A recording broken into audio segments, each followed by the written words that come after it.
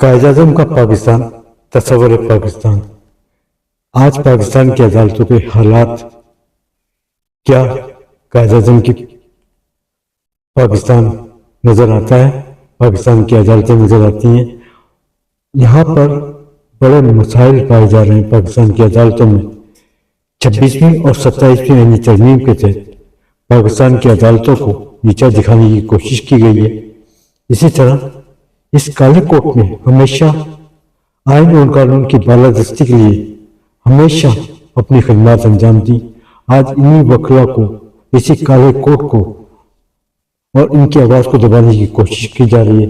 इन्हीं मौज़ूआत पर बात करने के लिए आज हमारे मेहमान senior कानूनदान supreme court of Pakistan जनाब चौधरी मुनीर सादिक साहब हमारी नशस्त का हिस्सा हैं। हम अपने प्रोग्राम कश्मीर न्यूज़ चैनल के प्रोग्राम में आपको खुशामदीद कहते हैं। अस्सलाम वालेकुम सर। वालेकुम सलाम शेख अजीज़ रहमान साहब।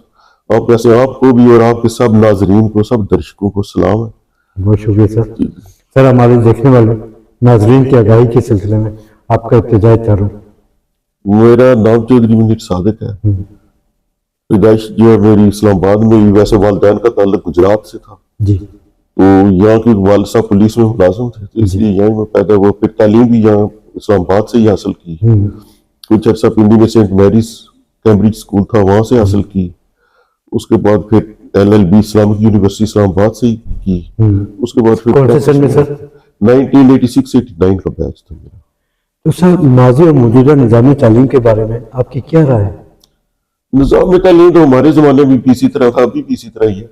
अब बल्कि उन्होंने थोड़ा सा बेहतर किया, MCQs वगैरह आ गए, ऑब्जेक्टिव टाइप ज्यादा आ गया। हमारे ज़माने में थ्योरी ज्यादा होती थी। लेकिन सर अगर माजी की बात की जाए हमारे और आपके दौर की, तो हमारे और आपके दौर में तालीम के साथ तरबियत को बड़ा उरूज हासिल था। लेकिन आज की बदकिस्मती ये है कि तालीम तो पाकिस्तान में आम है, लेकिन तरबियत का बड़ा फुकदान पाया जाता है। इस फुकदान को कैसे दूर किया जाए? लेकिन इसकी सबसे अहम वजह है कि हमने बच्चों को कंप्यूटर बना दिया। हमारे ज़माने में जो फर्स्ट डिवीजन लेता था, कहते थे बड़े नंबर ले लिए जी, इसने फर्स्ट डिवीजन लिए। अभी आप देखें बच्चे 96%, 98% तक नंबर ले रहे हैं। 90% से ऊपर इतने बच्चे नंबर लेते हैं कि हैरान हो जाता बंदा। तो बच्चों को हमने कंप्यूटर बनाया। दूसरी जो तरबियत का फुकदान है, उसकी मेन वजह जो है ना, वो ये कि हमारे जमाने में भी था तरबियत का फुकदान, ऐसी बात नहीं है कि नहीं था। उससे पहले जो हमारे वालिदैन थे, उनकी जनरेशन में तरबियत ज्यादा थी, तालीम कम थी, क्योंकि वो स्कूल में पढ़ने जाते थे, बाकी सारा वालिदैन के साथ वक्त गुजारते थे। हमारे जमाने में भी क्या हो गया, हम स्कूल से आते थे तो फिर हम, ट्यूशन तो नहीं थी इतनी, लेकिन होमवर्क कितना होता था, फिर टीवी आ गया, टीवी पे हम वक्त जाया करते थे कुछ, तो वो वालिदैन के साथ वक्त गुजारने का टाइम कम मिलता था। उसके बाद अब जो नई जनरेशन आई, इसमें तो हमने उनको एक मशीन बना दी। स्कूल से जाते हैं, स्कूल से घर आते हैं, थोड़ी देर उन्होंने आराम किया, खाना खाया, ठीक है। उसके बाद जो है ना, वो कोई बच्चों के साथ, अपने फ्रेंड्स के साथ खेलना शुरू हो जाते हैं। चाहे वो मोबाइल पे गेम्स आ गई, एप्स आ गई हैं, उस पर खेलते हैं। उसके बाद जो है होमवर्क का काम आ जाए, ट्यूशन आ जाती है। अब वालिदैन के साथ उनको वक्त गुजारने का मौका ही नहीं मिलता। जब वालिदैन के साथ वक्त गुजारेंगे तो वालिदैन की आदत उनमें जाएंगी। जब वालिदैन के साथ वक्त ही नहीं गुजारेंगे तो वालिदैन की आदत किस तरह आएंगी उनमें? नहीं सर, अगर कौम कोई सी भी हो, तालीम और तरबियत के हवाले से ही कौमें बनती हैं और आगे चलती हैं। आप क्या समझते हैं कि तालीमी मेयार को बेहतर बनाने की जरूरत है? उसमें तो फिर कम्प्रिहेंसिव ओवरऑलिंग की जरूरत है। हमने तो, हमारा मेयार क्या है, तालीमी मेयार हमने बनाया नंबर ज्यादा कौन लेता है। हम ये नहीं देखते अकल किसमें ज्यादा है। मैंने देखा है बहुत सारे जाती हैं जो कभी स्कूल नहीं गए, लेकिन मुझसे ज्यादा अक्लमंद है। मैं उनके मुकाबले में बेवकूफ हूँ। जो उन्हें दुनिया का विजन ज्यादा है, उनका तजर्बा ज्यादा है, वो हालात को असल नजर से देख के वो करते हैं। हमने जो किताबी इल्म हासिल किया ना, हम उससे बात करते हैं, मौके के मुताबिक जो सूरत हाल है उससे हम ना बल्द होते हैं और समझते हैं कि नहीं हमारी किताबी इल्म मदद करे। जबकि जो प्रैक्टिकल सूरत हाल है ना, वो इसकी अगर मैं एक आपको मिसाल दूं तो एक लतीफा आपको सुनाता हूँ कि एक टीचर थे, तो उन्होंने अपने स्टूडेंट से पूछा कि बेटा, मैथ के टीचर थे, उन्होंने कहा बेटा एक दरख्त के ऊपर 20 परिंदे बैठे हुए, तो वो शिकारी ने शिकार के लिए फायर किया, 4 परिंदों को फायर लगा, 4 परिंदे गिर गए। अब बताओ पेड़ पे कितने परिंदे रह गए बाकी? तो बच्चे ने जवाब दिया कोई भी नहीं। मैडम ने कहा नहीं बेटा, मैं आपको मैथ पूछ रही हूँ, देखो 20 परिंदे थे, 4 को फायर लगा, 4 गिर गए, अब बताओ कितने परिंदे हैं? उसने कहा कोई भी नहीं। تو ٹیچر نے کہا بیٹا آپ کو میتھ بالکل نہیں آتا، 16 پرندے ہیں. بچے نے کہا میڈم آپ کو پرندوں کی نفسیات کا نہیں پتا، فائر ہوتا سارے اڑ جاتے ہیں، کوئی پرندہ بھی نہیں ہے. ٹھیک ہے، تو ہم وہ میتھ کی کیلکولیشن کرتے ہیں، تو جو اصل جاننے والے ہیں نا، جن کے پاس اصل نالج ہے، تو ان کی کیلکولیشن اور ہوتی ہے، ہماری میتھمیٹیکل ہوتی ہے. سر آپ کو شعبہ وکالت کی طرف آنے کا خیال کیسا ہے؟ ہمارے کیونکہ دیہاتوں میں بھی دشمنی تھی تو ہماری ایک ضرورت تھی، تو اس لیے کہ ہمارے خاص کر اس وقت کا اگر گجرات آپ دیکھیں 1980 میں بہت قتل و غارت ہوتی جی. تو جتھے بنے ہوئے پاکستان میں، ہم نے تو جتھا کلچر ایک بنا دیا، تو اس لیے وہ ضرورت تھی، تو میں بھی آ گیا اس فیلڈ میں. تو سر جب آپ نے لیگل پریکٹس کا آغاز شروع کیا اس وقت آپ کے استاد محترم کون تھے؟ میرے جو ہے نا اساتذہ میں چودھری یوسف صاحب تھے، جن کے ساتھ میں نے اپنی ٹریننگ کی. پھر چودھری یوسف صاحب ہے ایڈوکیٹ، وہ کچھ عرصہ میں نے سردار اسحاق صاحب کے ساتھ بھی کیا، اللہ جنت نصیب کرے وفات پا گئے. تو اس طرح باقی بھی میں نے پھر بہت سارے اساتذہ سے سیکھا ہے. سر آپ جیسی سینئر شخصیات اپنی سینئر کی پریکٹس سے اعلیٰ عہدوں تک جا پہنچے ہیں اور ایک پروفیشنل وکیل بھی بن گئے ہیں، لیکن آج کل نئے آنے والے وکلا اپنی سینئر کی پریکٹس سے نالا نظر آتے ہیں، شارٹ کٹ چاہتے ہیں، آرگومنٹس کے موقع پر ان سے بات نہیں کی جاتی ہے، اگر ان سے سوال کیا جاتا ہے وہ کہتے ہیں جی ہمیں سینئر ٹائم نہیں دیتے ہیں. وجوہات کیا ہیں؟ دیکھیں نا اس کی وجوہات ہے، ہم بھی اساتذہ کے ساتھ رہتے خود سیکھنا پڑتا ہے. ہمارے کوئی اس طرح اکیڈمی سسٹم تو ہے نہیں کہ وہ کلاسیں لگا کے سکھائے. ہم بھی جاتے تھے تو اساتذہ نے کہا کہ بیٹا یہ فائل ہے، آپ نے یہ دیکھنا ہے. اس کے بعد ہم جب کورٹ میں جائیں گے، جس طرح ہم آرگو کرتے ہیں یا جس طرح ہم یہ ڈرافٹنگ کر رہے ہیں، آپ نے یہ دیکھنی ہے اور دیکھنا ہے ہم کراس ایگزامن کیسے کرتے ہیں، شہادت کیسے کراتے ہیں. تو یہ آبزرویشن کا کام ہے کہ وہ کلاسز اتنے اچھی نہیں، اس کے پاس ٹائم نہیں تھا وہ کلاس لگا کے آپ کو سکھائیں. آپ نے خود لرن کرنا ہوتا ہے. اگر آپ نے کوئی جذبہ ہے، وہ آپ نے پیٹرول ہونا تو اس کو معمولی سی آگ بھی دکھائے نا بھڑک اٹھتا ہے. تو آپ میں اسپارک ہونا چاہیے کوئی نہیں. سر آپ کسی پولیٹیکل پارٹی سے بھی حصہ رکھتے ہیں؟ نہیں، میں نے کسی پولیٹیکل پارٹی سے نہیں. کبھی بار کی سیاست میں حصہ لیا آپ نے؟ بار کی سیاست میں بطور ممبر ایگزیکٹو میں رہا ہوں، راولپنڈی بار ایسوسیشن کا بھی، ہائی کورٹ بار ایسوسیشن کا بھی. لیکن پارٹیز کیونکہ میں مطمئن نہیں تھا کسی پارٹی سے، کیونکہ اکثر پارٹیوں میں دیکھی جب ان میں کوئی بندہ سچ بولتا ہے تو وہ ناراض ہو جاتے ہیں، اس لیے میں کنارہ کاشی رہا ہوں. تو سر آپ نے جب اپنی لیگل پریکٹس کا آغاز شروع کیا سول کورٹ سے، راولپنڈی ڈسٹرکٹ کورٹ سے ہی شروع کیا ہوگا، سول کورٹ، ہائی کورٹ اور سپریم کورٹ کی پریکٹس میں کیسا فرق محسوس کیا آپ نے؟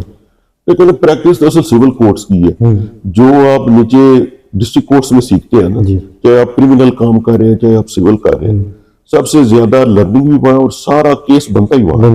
بنیاد جو ہے نا وہ نیچے ہی بنتی ہے. اس لیے مفصل کی وکالت کرنے والے جو ہے وہ زیادہ اچھے وکیل ہوتے ہیں.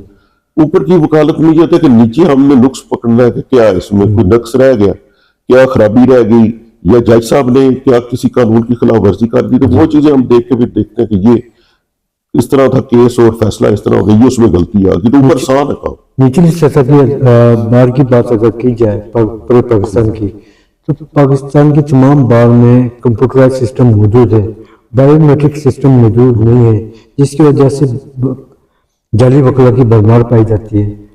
آپ جیسی شخصیات متاثر ہوتی ہیں، جعلی وکلا کی بھرمار کو کیسے روکا جائے سر؟ جعلی وکلا کی بھرمار تو نہیں ہے، لیکن اکا دکا ضرور ہوتے ہیں. ہمیشہ شروع سے بارز کام کرتی رہتی ہیں، لیکن کبھی کبھار ایسا ہوتا ہے کہ وہ پکڑے نہیں جاتے. اکثر تو جو جعلی پکڑے جاتے ہیں جلدی پکڑے جاتے ہیں، لیکن بعض ایسے ہوتے ہیں آؤٹ اسٹیشن سے، جیسے بھی اسلام آباد ہے یا پنڈیا، تو کیونکہ ہجرت کر کے آ رہے ہوتے ہیں بندے. بہت سارے وکلا، کوئی گجرات سے آ گیا، کوئی جہلم سے آ گیا، کوئی منڈی بہاؤالدین سے آ گیا، سرپوتے سے، تو اس طرح آ رہے. تو کئی ایسے پھر ان میں بیس بدل کے آ جاتے ہیں، وہ کہتے ہیں فلاں ایریا سے آئے، کوئی نہ کوئی وہ جعلی انہوں نے دکھا دیا کارڈ کے اندر، تو وہ اس وجہ سے چل جاتے ہیں، لیکن وہ جلدی بے نقاب ہو جاتے ہیں. سر جب آپ نے اپنی لیگل پریکٹس کا آغاز شروع کیا تو آپ کو اس وقت کن مقدمات سے شروع کیا تھا اور آج کل کیا مصروفیات ہیں مقدمات کے حوالے سے؟ مقدمات کے حوالے سے دیوانی فوجداری دونوں سے شروع کیا، ٹھیک ہے، تو اب بھی تقریباً دونوں ہی کر رہے ہیں. دونوں کر رہے ہیں.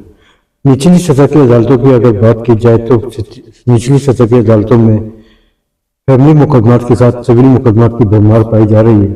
چیف جسٹس آف پاکستان جناب جسٹس یحییٰ افریدی صاحب کا بیان ججمنٹ سامنے آئی ہے کہ 90 دن کے اندر فیملی مقدمات کو نپٹایا جائے. ججمنٹ پر عمل درآمد ممکن نظر آتا ہے سر آپ کو؟ نہیں، وہ ممکن ہو ہی نہیں سکتا. ہمارا سسٹم ایسا نہیں. دیکھیں جب تعمیل ہوگی نا تعمیل کے بعد 90 دن میں ختم کیا جا سکتا ہے، لیکن اگر دوسری پارٹی کی تعمیل ہی نہیں تھی اس میں 3 مہینے گزر جائیں تو کیا کریں گے؟ ہمارے یہاں سسٹم کیا، پہلے آپ اس کو نوٹس یا سمن بھجواتے ہیں، سمن جاتے ہیں، اس کے بعد وہ بندہ سپوز یہاں نہیں ہے، ملک سے باہر ہے، یا یہاں بھی ہو تو وہ کئی دفعہ اوائڈ کرتے ہیں، تو جو جا رہا ہوتا ہے سمن لے کے اس کو کہہ دیتے ہیں جی لکھ دو گھر پہ موجود نہیں سر ہے۔ جج صاحبان کے پاس عدالتوں میں قلم کی طاقت موجود ہے، ایسے مقدمات کو خارج کیوں نہیں کر دیتی جج صاحبان؟ وہ تعمیل دوسری پارٹی کی تو کرانی ہے نا، اس میں جو کیس جس نے داخل کیا اس کا کیا قصور؟ لیکن آپ نے میرے خلاف کیس دائر کیا جی تو میرے تعمیل کے لیے بندہ آیا تو میں گھر سے اس کو پیسے دے دیتی ہوں، کچھ کہتا ہوں لکھ دو گھر پہ موجود نہیں ہے، ٹھیک ہے، اب تعمیل نہیں ہوئی، آپ اگلی پیشی پہ کورٹ جائیں گے، وہ کہیں گے تعمیل تو نہیں، دوبارہ سمن داخل کرائیں، طلبانہ جمع کرائیں، آپ وہ پروسیس فیس جمع کرائیں گے، اس کے بعد مجھے دوبارہ آئیں گے، ٹھیک ہے۔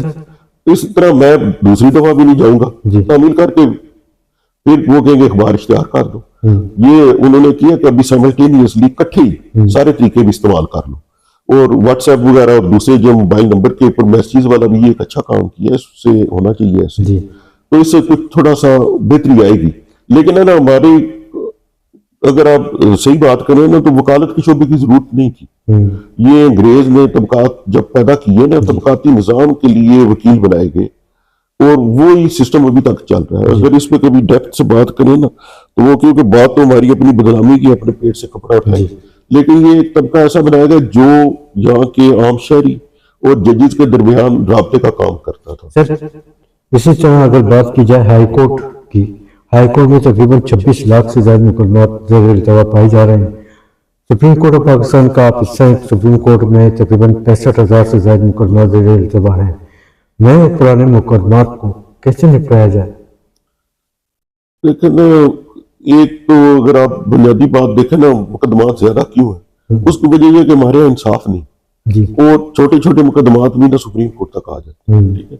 بندوں کو پتہ ہے میں جھوٹا کیس بھی کروں گا نا تو دوسرے کو 15-20 سال ذلیل کروں گا، اس کے بعد کچھ بھی میرے کوئی نہیں، دوسرے کے 15-20 سال میں ٹھیک ٹھاک پیسے بھی لگ جائیں گے، اور میں کسی کی جداد پہ قابض ہوں، 20 سال بعد اس کو ملتی ہے تو 20 سال میں نے فائدہ اٹھا لیا۔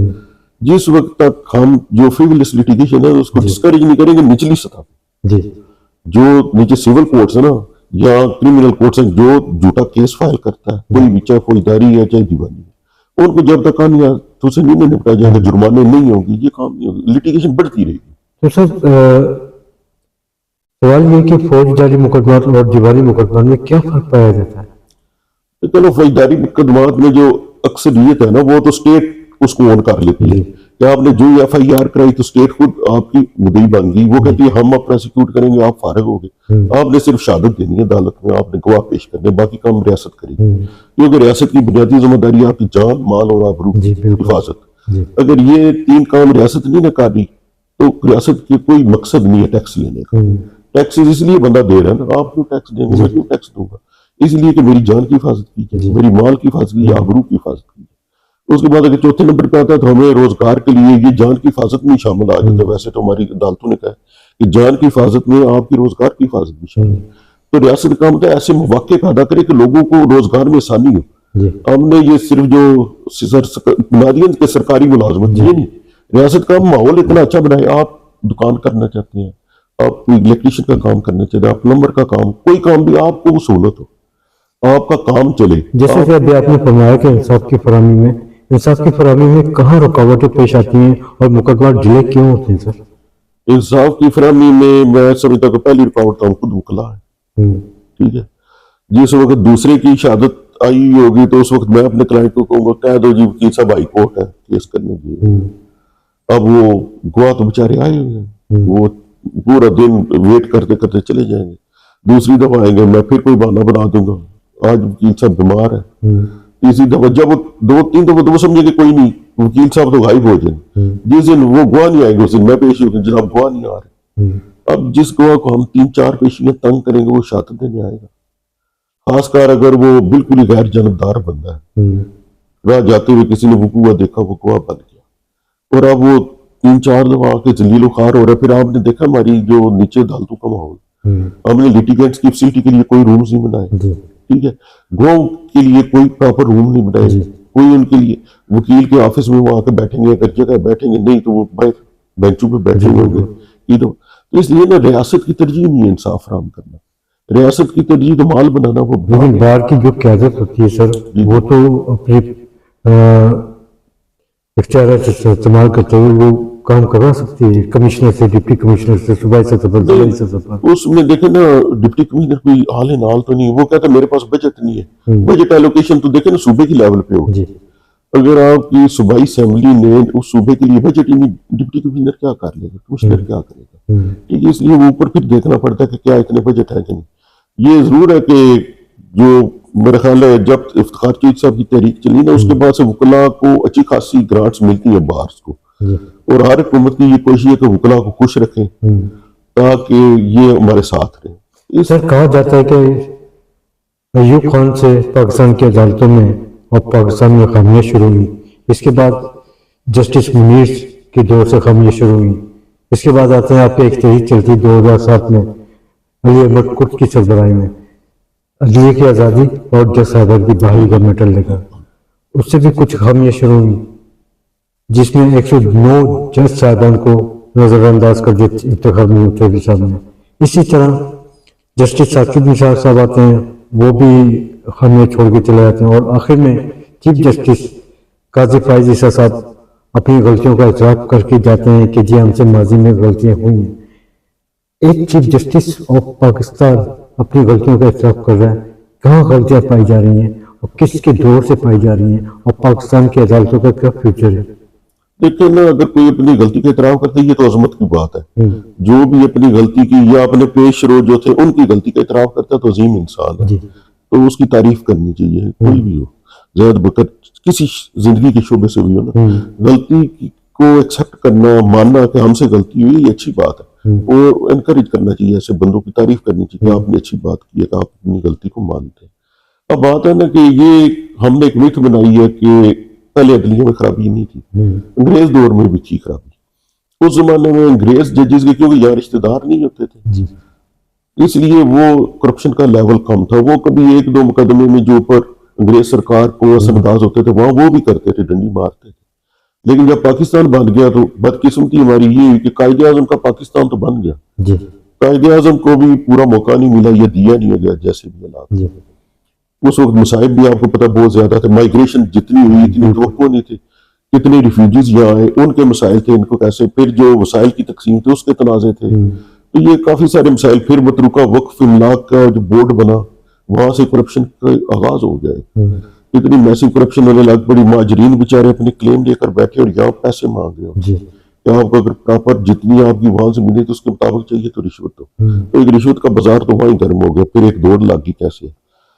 اب عدلیہ میں آپ دیکھیں تو انگریز دور میں بھی تھی، پھر جب پاکستان بن گیا تو ظاہر ہے انہوں نے پھر بھی حکومت کی فیور تو کر دی، تو جسٹس منیر نے بھی ایک جواز فراہم کیا حکومت کو پروٹیکٹ کرنے کے لیے، تو اس لیے جسٹس منیر کا ٹھیک ہے قصور ضرور ہے، لیکن اصل قصور ان سے طاقتور طبقات کا جنہوں نے دبایا ہوا تھا، کیونکہ اگر ہمارے بدقسمتی یہ ہے کہ اگر ایک سٹینڈ لیتا ہے تو اس کی جگہ 100 حاضر ہے کہ ہمیں لگا دیں، ہم جج لگ کے آپ کا کام کرنے تیار ہے، اس لیے جیسے جسٹس نسیمت انشاءاللہ جنرل نصیب پر انہوں نے ایک دفعہ کہا کہ بہت کم جج ہوتے ہیں جو سٹینڈ لیتے ہیں، ورنہ اکثر کہتے ہیں کہ نوکری کرتے رہیں، تو وہ ہمارے اکثر نوکر جج ہیں، کیونکہ وہ آزاد جج، آزاد منش جج نہیں ہے جو اس چیز پہ کریں کہ ہم نے اپنے ضمیر کے مطابق اللہ کو جواب دینا اور کام کرنا، زیادہ کہتے ہیں بڑی اچھی مراد ملتی ہے، اچھی تنخواہ لگی ہوئی ہے، تو معاشرے میں عزت بھی ہے، تو اس لیے 1973 کے آئین کے بعد 18ویں آئینی چوبی دیکھ لیں، 26ویں یا 27ویں، عوام کو اور عوام کی فلاح و بہبود کو نظر انداز کیا گیا ہر حکومت میں۔ 1973 کے آئین کے بعد جتنی بھی حکومتیں مسلط ہوئی پاکستان پر، انہوں نے عوام کی فلاح و بہبود کے لیے کوئی کردار ادا نہیں کیا، اپنی ذاتی مفادات کے لیے آئین اور قانون میں تبدیلیاں کرتے رہے، تو کیوں؟ اس کی وجہ میں دیکھیں ہمارے بدقسمتی سے کبھی ایک ہوتی ہے نا کشتی بڑی آرام سے اچھے پانی میں چل رہی ہے، ایک کشتی تو ہر وقت طوفان میں، ادھر سے لہر آ رہی ادھر سے لہر آ رہی، ہماری جو کشتی ہے وہ ہر وقت طوفان میں ہی رہی ہے، کبھی انہوں نے اچھے پرسکون پانی کے اوپر جو کشتی چلی نہیں ہے، جو اقتدار کی جنگ ہے نا یہ لگی رہی ہے، کشم کش رہی ہے، فوری طور پہ پاکستان بننے کے بعد ہماری بدقسمتی پہلے یہ ہوئی کہ ہمارے جو اکثر سیاستدان تھے نا وہ ووٹ تو اس علاقے سے لے کر ہے، کانسٹیچوئنسی ان کو یہاں مل گئی، کیونکہ پنجاب والے تو آپ کو پتہ ہے کہ پہلے دوسری طرف سے بعد جب قائد اعظم نے کہا میں زرعی اصلاحات یہاں نہیں کی جائیں گی تو وہ ادھر آ گئے، مسلم لیگ انہوں نے جائے گی، انہوں نے کہا کانگریس زرعی اصلاحات کرے گی، ہمارے پاس بڑے بڑے رقبے ہیں جگیریں ہیں تو ان کو اثر انداز ہو کر اس کا فرق پڑ جائے گا، تو وہ کہا گیا مسلم لیگ۔ اس کے بعد زیادہ تر کی کانسٹیچوئنسی ادھر انڈیا کی طرف تھی، یہاں آ گئی۔ اس کے بعد جو بیوروکریسی تھی اس نے طاقت پکڑنی شروع کر، اور فوج جو ہے ہماری بدقسمتی سے، کیونکہ جو پوری انڈیا کی متحدہ فوج تھی اس میں بھی ہمارے پنجاب کے لوگ تقریباً 54%۔ جی بالکل۔ اب جب یہاں وہ فوج آ گئی تو وہ زیادہ طاقت میں آ گئی، وہ اقتدار میں انہوں نے اپنا حصہ مانگنا شروع کر دیا۔ پھر ہمارے حالات ایسے بن گئے کہ ہم انٹرنیشنل طاقتوں کے ساتھ ہم نے الائنمنٹ شروع کر دی، امریکہ کے ساتھ ہمارا تعلق بن گیا۔ وہی نہیں دیکھا جب کام ہم نے سارا کرنے سیاستدان پیسہ کیوں کھائے، ٹھیک ہے، اس لیے انہوں نے پہلے پس پردہ رہ کے بعد میں آپ نے دیکھا پھر اسکندر مرزا صاحب اور ایوب خان صاحب کا دور آ گیا 56-58 میں، تو انہوں نے پھر کھل کے سامنے آ گئے، ٹھیک ہے۔ ان کے دور میں اچھے کام بھی ہوئے، یہ نہیں ہوا کہ ڈکٹیٹروں نے کوئی سارے برے کام کیے، لیکن یہ کہ کیونکہ ڈکٹیٹر عوام کے ووٹ سے نہیں آتا تو اس لیے اس کو کوئی غرض نہیں ہے۔ جیسے ابھی آپ دیکھتے ہیں اگر فارم 47 سے کچھ بن کے ہے تو ان کو تو عوام کی غرض نہیں، وہ دیکھیں کہ فارم 47 جاری کون کر، تو وہ ان کو خوشنودی چاہیں گے۔ اس لیے آپ دیکھیں پانی بھی یہاں بک رہا ہے، اگر آپ نے گھر میں پانی کا بور کیا ہوا تو اس کا بھی وہ بل مانگنے آ جاتے ہیں اور موٹر نکالنے آ جاتے ہیں، یہ بھی نہیں پوچھتے کہ موٹر بھی آپ نے اپنی لگائی، بور بھی آپ نے کرایا، بجلی بھی آپ بل دے رہے ہیں، بل کے اوپر بھی ٹیکس دے رہے ہیں، ہم کس اخلاقی اصول پہ یہ موٹر نکالیں گے؟ لیکن وہ موٹر نکالنے آ جاتے ہیں۔ کہا جا رہا ہے سر 27ویں آئینی ترمیم جو پیش کی گئی ہے پاکستان کی عدالتوں کے ساتھ وکلا کو دبانے کی کوشش کی جا رہی ہے۔ نہیں، میرا اپنا خیال ہے کہ ویسے ایسی کوئی بات نہیں ہے، اصل میں ہم نے غلطیاں اتنی کی اور وہ جو ماضی میں ہم نے خود ایک گند ڈالا ہوا تھا نا، آپ دیکھیں نا جسٹس ساکم نثار صاحب ہو گئے یا جسٹس عمر عطا بدیال صاحب ہو گئے، یہ جب انہوں نے ایک پولیٹیکلی ایک طرف کی فیلیشن ان کی بن گئی یا انہوں نے ایک لائن لے لی اس وقت اسٹیبلشمنٹ کے ساتھ، سیاست دانوں کے ساتھ نہیں تھا، یہ کوئی عمران خان کے ساتھ نہیں تھی، یہ بیسیکلی جو اس وقت کی جنرل فیض امید کی اسٹیبلشمنٹ تھی یہ اس کے ساتھ ہے لائن یہ۔ اور جنرل فیض امید صاحب نے تو آپ ان کے کارنامے دیکھیں تو اس سے پہلے بھی ان کے پیش رو بھی کرتے رہے، لیکن یہ زیادہ بدنام ہو گئے، ہو سکتا ہے بد اور بھی ہو لیکن بد سے بدنام برا، بھی یہ بدنام ہو گئے۔ اطلاعات گردش کر رہی ہے 27ویں آئینی ترمیم کے تحت سپریم کورٹ آف پاکستان کے چند جج صاحبان جن میں نام لینا میرے سمجھتا ہوں بہتر ہوگا، جسٹس منصور علی شاہ، جسٹس اسد اللہ اور جسٹس منیب اختر اور دیگر جج صاحبان نے بھی استعفے پیش کیے۔ اطلاعات موصول ہو رہی ہے کہ ان کے خلاف فوجداری مقدمات بنائے جا رہے ہیں، پینشنیں روکی جائیں گی، آپ کی کیا تفصیلات ہیں؟ کچھ بھی نہیں، ایسی کوئی بات نہیں ہے۔ ویسے جسٹس منیب نے تو ابھی تک ریزائن نہیں کیا، جسٹس اکرم اللہ کر کے جسٹس منصور علی شاہ کر کے، اس پہ کیس بنانے کا تو کوئی جواز نہیں، نہ بنے گا، اگر بنے گا تو وکلا ضرور مزاحمت کریں گے۔ جسٹس منصور علی شاہ بھی اچھا کام کرتے رہے، ٹھیک ہے، آئیڈیل تو کوئی بھی نہیں تھا کہ ہم کہ بہت آئیڈیل جج تھا جس نے بہت اچھے، کیونکہ وہ بھی چہرے تو دیکھتے رہے سارے، ہمارا کلچر یہ ہے کہ چہرہ دیکھا جاتا کون وکیل ہے، یہ کون پارٹی ہے۔ آپ نے شیخ رشید صاحب کو اکثر سنا ہوگا کہ behind every case there is a face, تو وہ یہاں فیس تو دیکھا جاتا ہے، فیس کے تحت ہی کام ہوتا ہے۔ کہا جاتا ہے کہ پاکستان کی عدالتوں میں کچھ ایسی کالی بیڑیاں ہیں جو کہ انصاف اور عدل کے حوالے سے رکاوٹیں پیش کر رہی ہیں، ان کالی بیڑیوں کو کیسے نکالا جائے؟ لیکن نا کالی بیڑوں کو نہیں نکالنا چاہیے، کالی بیڑوں کو لانے والوں کو پکڑنا چاہیے۔ یہ کالی بیڑیں خود لائی جاتی ہیں، یہ خود نہیں آتے، ٹھیک ہے۔ آج تک آپ دیکھیں ہائی کورٹ کی ججز کے لیے کیوں نہیں کوئی ایسا کمیشن بنایا جاتا جو امتحان لے کے لائے ججز، کیوں نوازا جاتا ہے، اپنی مرضی کے ججز لائے جاتے ہیں، اسی لیے لائے جاتے ہیں کہ کالی بیڑے ہمیں چاہیے، ہمارا سارا نظام ہی کالی بیڑوں کے ساتھ چل رہا ہے۔ سر پاکستان کی عدالتوں سے سفارشی کلچر جج صاحبان کی تقریر کے حوالے سے کیسے ختم کیا جائے؟ یہ تو اس وقت ہے جس وقت سارے وکلا بھی ایک پیج میں ہوں گے، ہماری اسٹیبلشمنٹ، ہماری جو پارلیمنٹ ہے وہ ساری ایک پیج میں ہوگی، وہ احساس کریں گے کہ ہم نے وہ جو ماضی میں گندا کھیل کھیلتے رہے چھوڑے، آئندہ کے لیے ہم نے میرٹ پہ کام کرنا، تو اگر میرٹ پہ کام کرنے کے لیے یہ کر لیں تو سب ٹھیک ہو جائے گا۔ جس وقت میں یہ چاہوں میں نے اپنے بندے لگانے ہیں، آپ یہ چاہیں آپ نے اپنے بندے لگانے ہیں، کوئی اور چاہے گا میں نے اپنے لگانے ہیں، تو پھر ہم وہی طریقہ کار رکھیں گے جس میں جس کو جو مرضی ہے لگا دو بس۔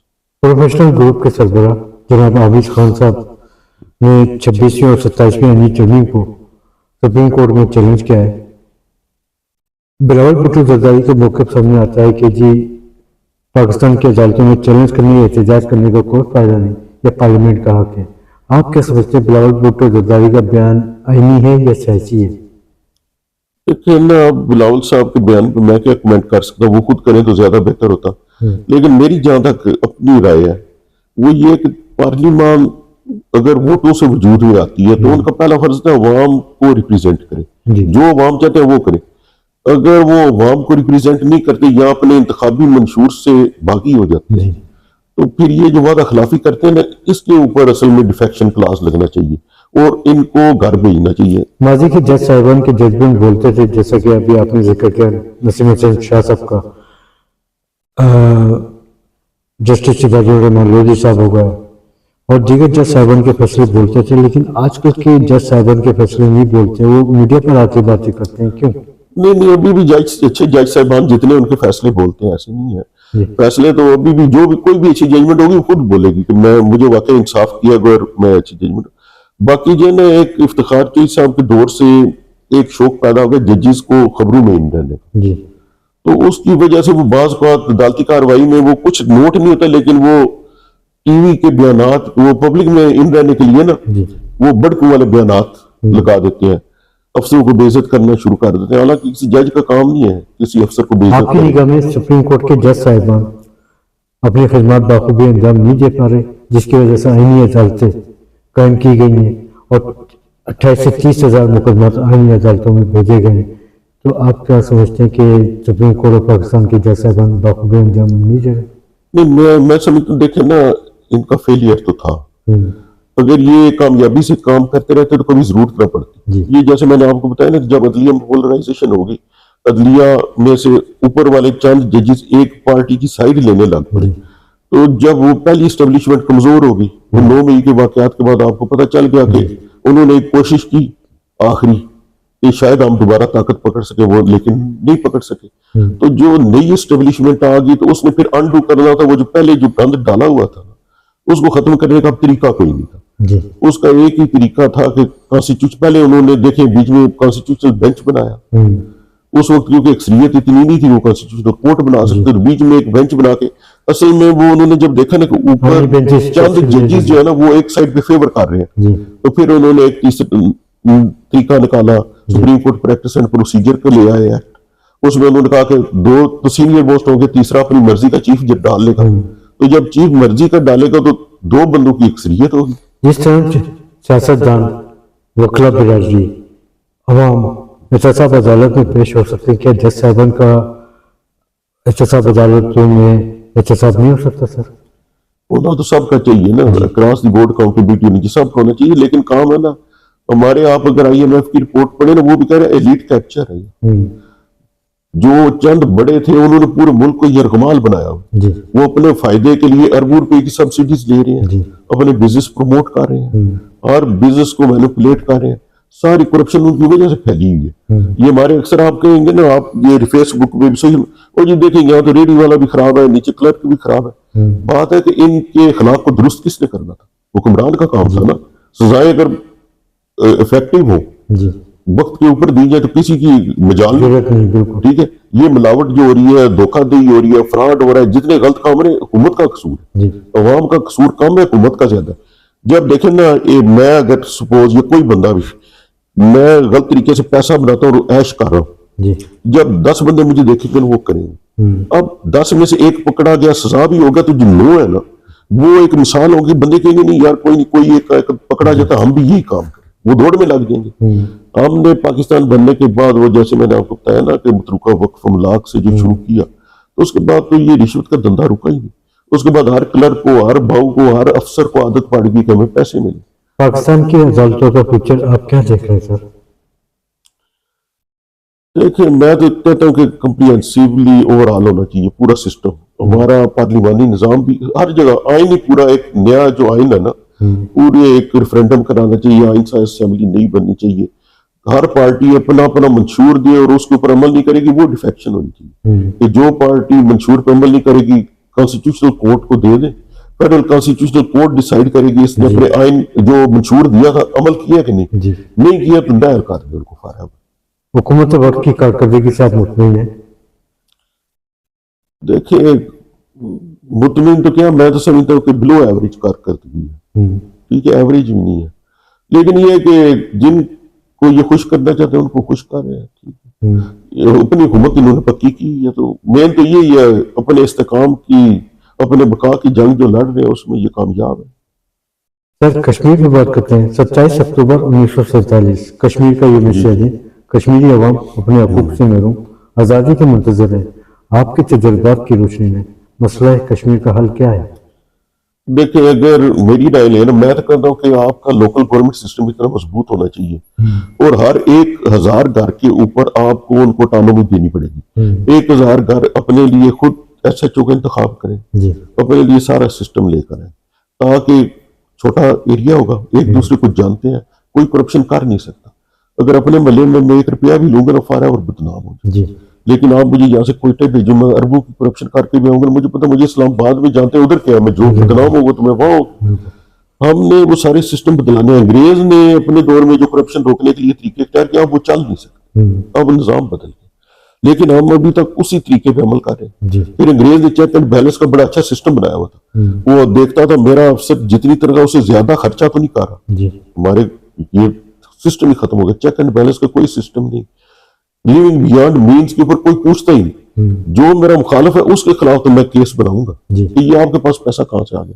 جو میرا مائیتی 1000 ہے اس سے میں نہیں پوچھوں گا. ماضی سے لے کر قائد اعظم کے بعد سے لے کر موجودہ وقت تک جتنی بھی حکومتیں مسلط ہوئی، انہوں نے کشمیر کی آزادی کے حوالے سے آوازیں تو بلند کی، لیکن UN اقوام متحدہ میں قراردادیں بھی پڑی ہیں، پینڈنگ پڑی ہیں، لیکن عمل درآمد نظر نہیں آیا. اس میں مولانا فضل الرحمان 2 تائیوں تک حصہ بن کے رہ چکے، چیئرمین بن کے گئے، لیکن 78 سالوں میں آج تک ابھی تک کچھ عمل درآمد نہیں آیا. آپ کیا سمجھتے ہیں کہ کچھ اس پہ امپلیمنٹیشن ہوگی؟ دیکھیے نا، میں تو کیونکہ میرا سوچنے کا انداز اور ہے، میں تو یہ سمجھتا ہوں کہ جنہوں نے UN بنائی وہ کوئی بیوقوف نہیں تھے. اس سے پہلے لیگ نیشن بنائی، یہ وہ لوگ تھے جنہوں نے پوری دنیا کو فتح کیا. World War I میں انہوں نے پوری دنیا کو، باقی دنیا کو فتح کیا. اس لیے حقیقی حکمران یہ ہے.